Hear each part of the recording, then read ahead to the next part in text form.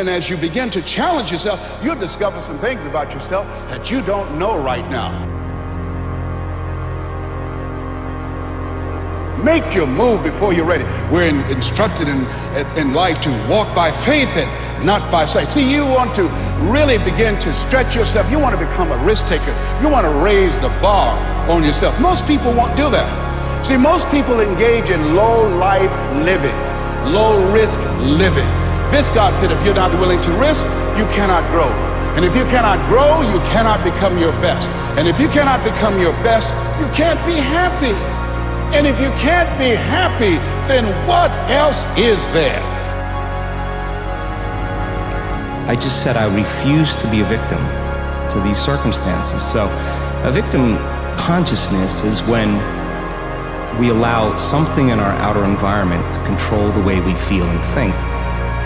Something in my outer environment, some person or some condition is controlling the way I think and feel. Now that's not the truth, that's just a response, right? So anything that controls our thoughts and feelings causes us to be victim to those things. And the stronger the emotion we feel to some circumstance in our life, the more we pay attention to it. And where we place our attention is where we place our energy. So we're giving our life force, we're giving our power away to that circumstance. Imagination is not only the uniquely human capacity to envision that which is not, and therefore the fount of all invention and innovation.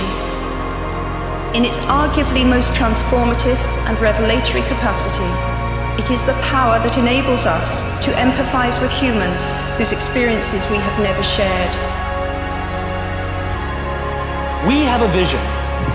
And what a vision is the ability to see that which cannot be seen. That's why we call it vision. It literally lives in our imagination. It is the equivalent of an iceberg. That's what vision is. It's being able to see that which no one else can see because it lies beneath.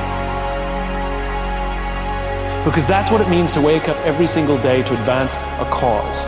It means that we devote our lives to building that which has not been built, to advancing what has not been advanced, to showing that which is not seen, and not obsessing with the successes we've had and how much iceberg is above the ocean, but how much more work we have to do. And it all started with a tiny little bit of ice sticking above the ocean.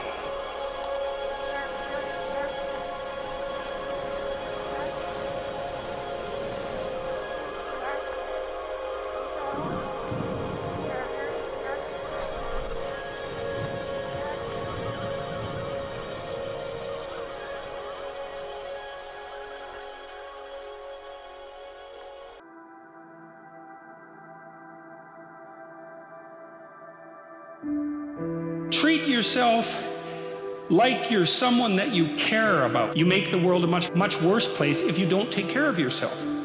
So you should bloody well take care of yourself, because it's partly because you have something valuable to bring into the world. That's the thing about being an individual. It's the thing that as an individual, you have a light that you have to bring into the world. And that if you don't bring it into the world is a dimmer place. And that's a bad thing, because when the world is a dim place, it can get very, very, very dark.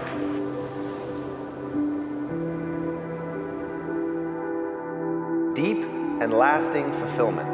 The thing that as a human makes us feel good. The thing that we're all secret deep down, no matter what you tell people you're chasing, the thing you're actually chasing is fulfillment. You want to feel good about who you are. You want to feel good about your contributions. You want to feel good about meaning and purpose in your life. So those are the things ultimately that people are chasing. They think that money is going to give that to them. If you want to always be moving towards your goal, you want to be optimized, you got to learn to get control of your emotions. Understand to tell yourself a narrative that isn't predicated on necessarily identifying what is objectively true. It's identifying what's going to work to get me to my goal. Imagination has no fences to it, has no boundaries. It's more than what other people maybe see for your life. I think imagination is the cousin to creativity. And I think people that allow their imagination to go beyond what is expected begin to find out very quickly that they begin to see things, experience things that they never would have before. Imagination feeds off of the fact that there's always an answer, that there's always a better way, that usually there are more than one answer. So imagination feeds that creative mind, which allows you to see, do, feel, think, experience things that you would never do at any other time. Imagination has the ability to take you from the world that you live in to the world that you could live in. All the crazy things that you can think about. When you imagine, don't put a limit. Be as wild as you can be in creating the image of the world that you want to create, without any hesitation, without any limitation. Be as wild as it can be in your imagination, as if you are writing a social fiction. We write science fiction all the time, but unfortunately, we don't write social fictions. Fictions are the driving force. Like in science, in technology, science fiction becomes a driving force. It makes things happen. Similarly, if you have done the social fiction, it will make it happen. And one of the best things you could possibly be is an inspirational example. So that's not nothing. That's something. Live properly in your defiance of the crowd, right? Make your own course. Allow yourself to be guided by your own genuine principles.